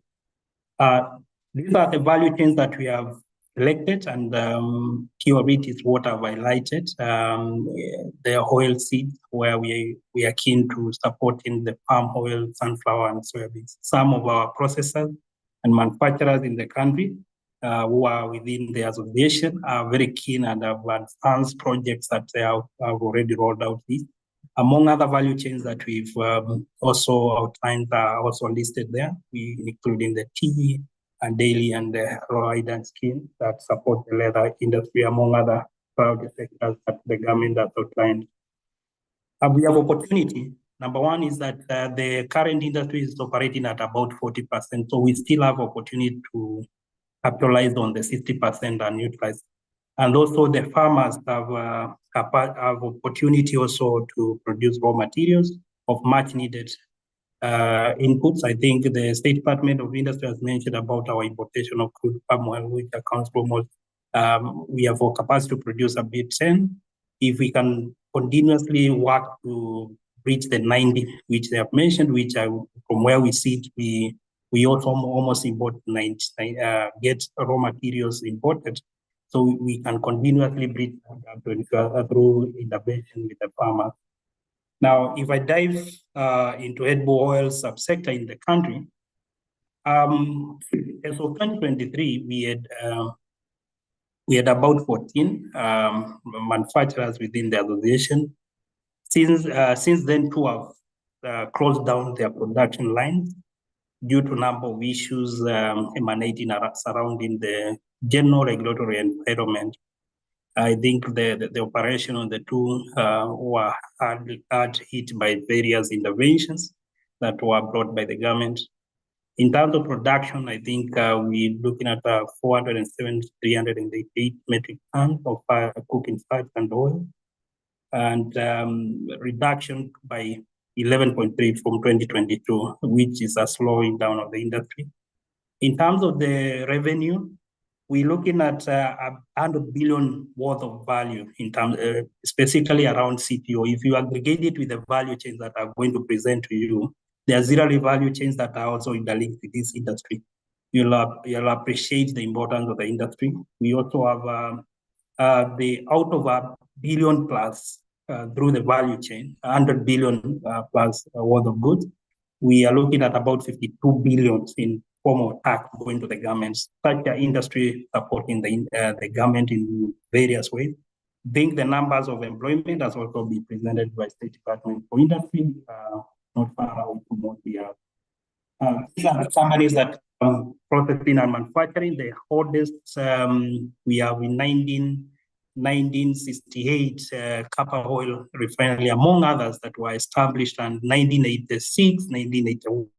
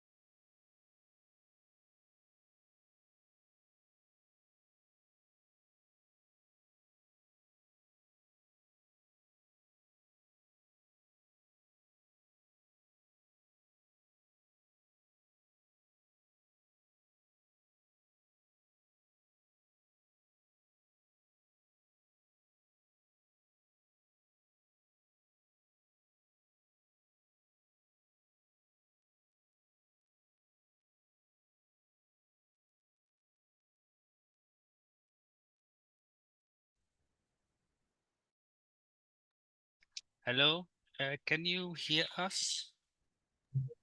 Yes, Rara, please proceed. Sincere apologies. We for that technical issue, we are trying to resolve it as fast as possible to get Jackson back online. So give us a few minutes as we reach out to him to ensure he proceeds.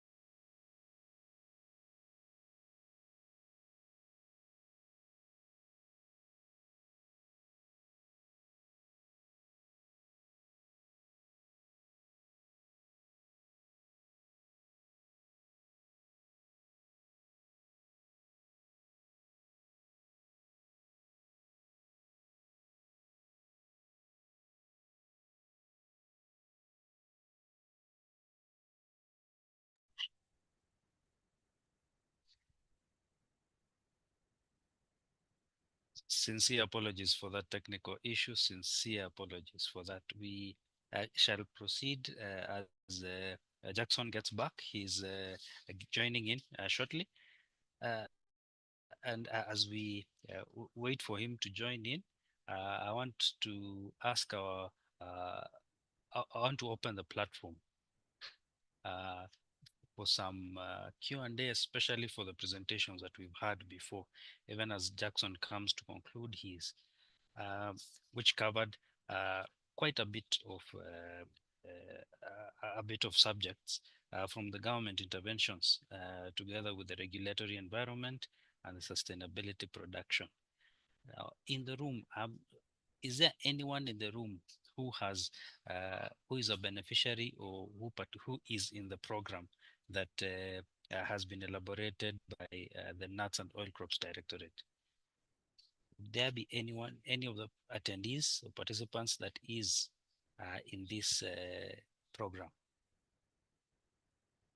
Before I allow Collins to ask his question.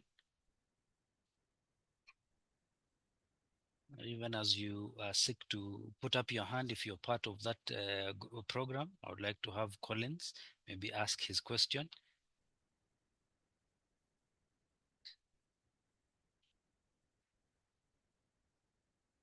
Gertrude, kindly facilitate Collins to ask his question. Yes, he can speak. Collins, please proceed.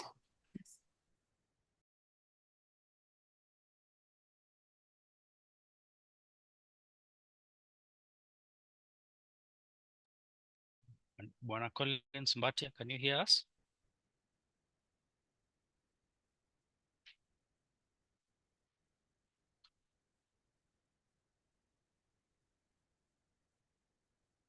Okay. Is there anyone else who may want to ask a question?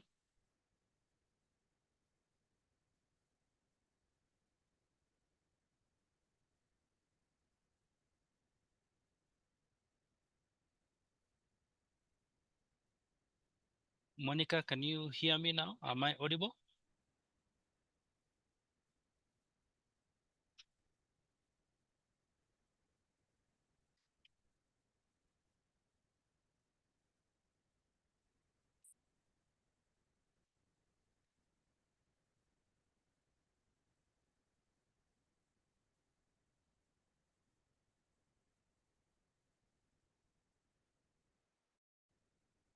What about now, Monica? Is it better?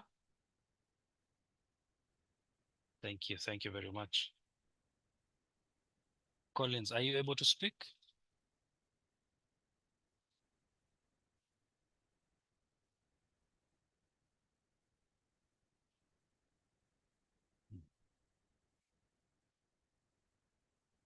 Right. So as I asked before, is there any beneficiary of the program in the room?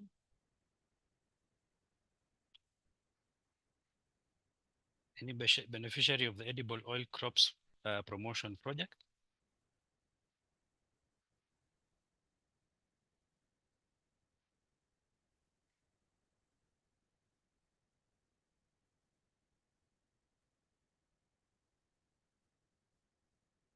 Right.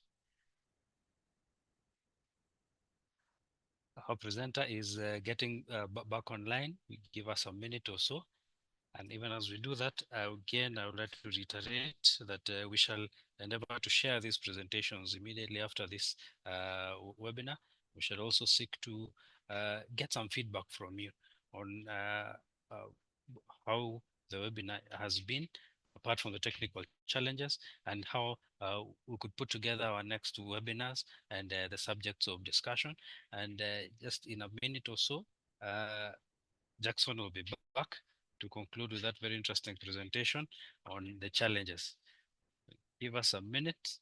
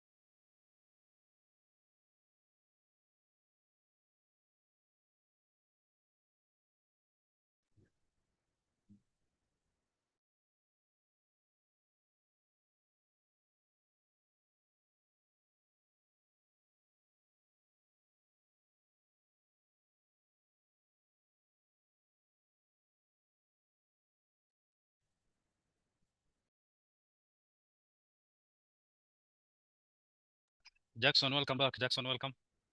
Welcome back. Welcome back. Sincere apologies for that. Thank you. Apologies for the technology changes that we undergone. So I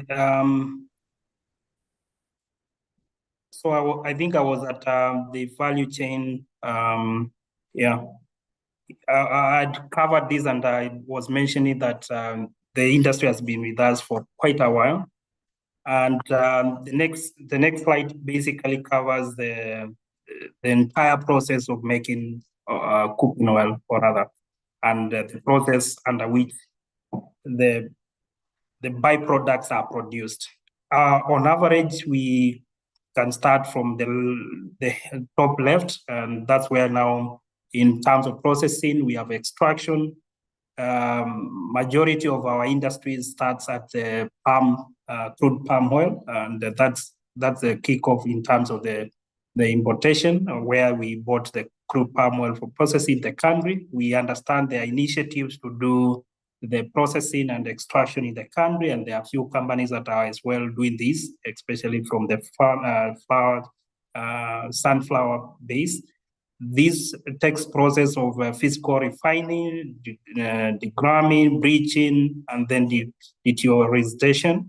After which now we kick on into the soap manufacturing, and majority of the edible oil manufacturers will appreciate they're also integrated with the soap manufacturing. And the taxation structure, and I'll be presenting to you how simple taxation structure can really kill the other subsidiary industries that are attached to the edible oil. Also, the taxation structure we have today, government has introduced an 10% import duty on the crude palm oil. When you compare to Tanzania, the import, they are bringing it at zero. And then also the styrene, which is used for making the soap. In countries like Tanzania, they have the duty rate is at the CET level is 10%, but in the ESC, we have seen countries like Tanzania having a duty remission on it. So they are more competitive on the soap industry. So when you start seeing Tanzanian soaps on the market, do not be worried. Those are what is happening. And then we have the entire process until packaging.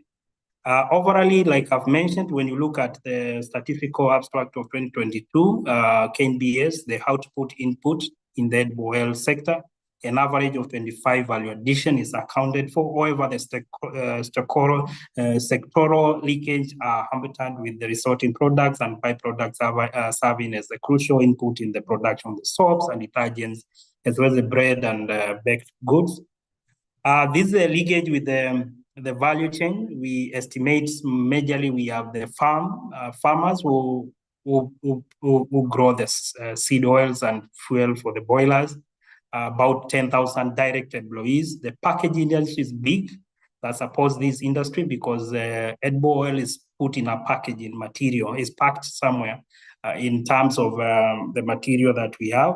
And then the transport industry, there's a silicate industry, edible oil with 10,000 direct employees, and indirect, also direct for distribution, 40,000. The soap industry, it's big. We've also grown substantially in the country due to the number of the industries that have been able to support this sector.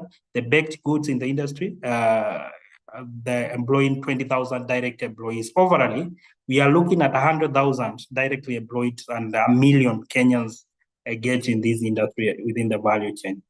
The demand, I think statistics are showing we bought close to 800, which is almost a billion worth of goods. And in terms of quantity, majorly from Malaysia and Indonesia, the national demand stands around 900 metric tons per annum, which means majority of the consumption is met by imports, like the State Department has alluded. While the import quantities of crude oil have been falling, the import value has also risen due to other measures that countries like Malaysia and Indonesia, and I'll be speaking about it, the intervention they're also putting on their end. The key challenges facing the industry, from an external point of view, we have Russia-Ukraine war, the sunflower supply. It's heavily endowed with the capacities to produce sunflower in Ukraine, and we have had challenges getting these products into the country. And then Malaysia introduced about 10% export tax on the CPO, making it very uncompetitive before it lands here. Like I've mentioned, government over and above the 10% by the Malaysia. In the country, Kenya has also introduced 10% on its own. So we have internal measures and that have really curtailed the production and growth of this industry. The 10% on import duty on CPO, Kenya had done a state of application before we could get the solution. And I think AFA has outlined 5-year projects that they are running. And by the time we have sufficient production, we were hoping that the time would be the right time to introduce such. But by the time we started the discussion, the introduction was done. We have other multiple fees and levies, the NOCD at 2%, Railway Development Levy at 2%, and the IDF at 2.5%, VAT, among others. Multiple challenges in relating to multi-agencies, increasing the cost of compliance, and also the cost of utilities, especially the electricity and water is huge. From market access point of view, since 2015, there have been a serious injury to the industry when the rules of origin were reviewed to state that manufacture, if you want to access East African market, the manufacture of the manufacture of edible oil should be of materials of any other heading except of that product. And you appreciate crude palm oil, the finished cooking oil are all under Chapter 15, then making it practically impossible to access the East African country. If we try to amend this today, the East African countries will flood our market again. We've been hoping to amend it, but now in the current discussions to amend this has been born also with a new other challenge where, for instance, like I've mentioned, Tanzania is allowing duty-free importation of styrene, which is majorly used for manufacturing of the soaps. And once we now align this, we'll have a challenge of flooding of the soaps from the neighboring country, as well as other things like, the CPO that is coming into Kenya. First, it has 10% import duty, plus 10% majorly from Malaysia, among other taxes that we have introduced. So its competitiveness industry-wise is a challenge. The other small manufacturers that are trying to come up, and I think we have a few who have also joined this platform, they'll acknowledge and tell you that we have in a big challenge of access to credit and also delayed payment at the end product supplies. We have had to three supermarkets that have gone down with huge credit amounts that have been owed to them through the supply chain of supermarkets. And no one never thinks about what happens when a supermarket closes. And I think we usually see them be put in the receivership. We never follow up to understand how much industries manufacturers have lost through that such ordeal. Now, in the intervention we are looking at is the review of rules of origin. As long as we are able to harmonize the tariff rates of the Chapter 15 to ensure that we are competitive, then there's need to review it to ensure that it's the change of tariff heading will be the most applicable rule, other than use of other products from a different HS tariff heading to allow the access of the product within the region. The regulatory environment, the overtaxation, the introduction of taxes, levies, and by the support or other line ministries and departments around the edible oil have been rampant in the last few years. And this is not sustainable unless we come up with a more sustainable approach that will ensure that the products are taxed and the end products, the only one taxed, so that we allow the value addition in the country. We are also seeking fast-tracking and working very closely with relevant government agencies to support in the enactment of the Prompt Payment Bill of 2022 and the statutory regulations that will enhance this, and also increase collaboration and engagement with industry in projects focusing on the value chain. I think AFA has outlined that. The Ministry of State Department for Industry has also mentioned about KIPE. All these need to be integrated together to ensure that the feel-good factor for the industries and the common citizens are able to get products at the competitive rates. That is my slides, and thank you so much for your opportunity, and apologies for the technical challenge we encountered during my presentation. Thank you very, very much, Jackson. Thank you for that concise presentation. Apologies again for that technical hitch. And members, participants, I would like us to go straight and just listen to some closing remarks that will also touch on our way forward. After this conversation that we have had, what are we looking forward to, even as we seek to collaborate further, as has been explained, how, so that we, as we get towards an end of this webinar. So, and I would ask Madam Christine Sitawa to just take us shortly through that, so that we do not take much of your time. So we shall go straight into that and ask Christine to give us those closing remarks and a way forward on how then we seek to proceed. Thank you very much. Karibu, Christine.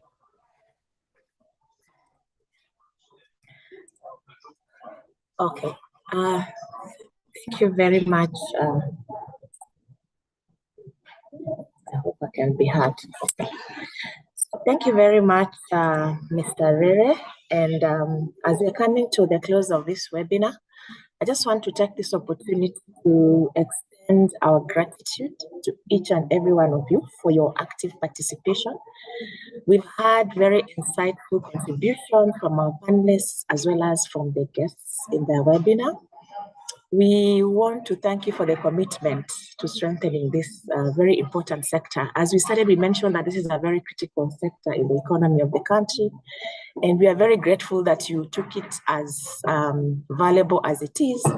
For the various panelists from our partner institutions, AFA, Kenya Bureau of Standards, State Department for Industry, as well as Kenya Association of Manufacturers, who have highlighted the key challenges facing the industry. We've also had what are the requirements, regulatory requirements that you need for you to be able to source quality raw materials and also have quality products that you can be able to export to the market. And we are very grateful for that. We are looking more on the area of collectively exploring practical solutions that you can be able to use to drive sustainability of this sector, enhancing competitiveness, as well as position Kenya's edible oil sector for long-term success. I think from the presentations we had that we are a net importer of this. So we need to change that, and that calls for stronger collaboration. We are grateful that you have already made one step towards this by attending this webinar for us to be able to address the various challenges that have been mentioned, as well as just coming together, government, private sector, as well as the development partners to be able to ensure that we have a competitive sector. We're also looking at issues to do with policy alignment. I think that really came into play from the presentations, and it is upon us to ensure that we have a conducive business environment, a regulatory environment that is conducive, and also will be able to enhance our competitiveness of the sector and also enhance export growth. So as we move forward, I just want to say that we should remain committed to working together towards unlocking the full potential of this sector. The outcomes of this forum, I would ensure you that are not going to remain on paper. We're going to ensure that this is going to be a guide to implementing meaningful reforms and initiatives that will also benefit all of you, our stakeholders, both government, private sector, as well as the development partners. And we look forward to continued collaboration as we aim to building a very competitive sector, a sustainable edible oil sector that ultimately contributes to the growth of the Kenyan economy. And of course, I'll not finish by thanking the Keproba team who put this together, organizing this webinar. It's quite a lot to put this together, and your efforts are much appreciated, that you ensured that the webinar ran smoothly. We thank you all, and at that, I want to officially close this forum. Thank you very much, and you're free to leave at your own pleasure. Thank you.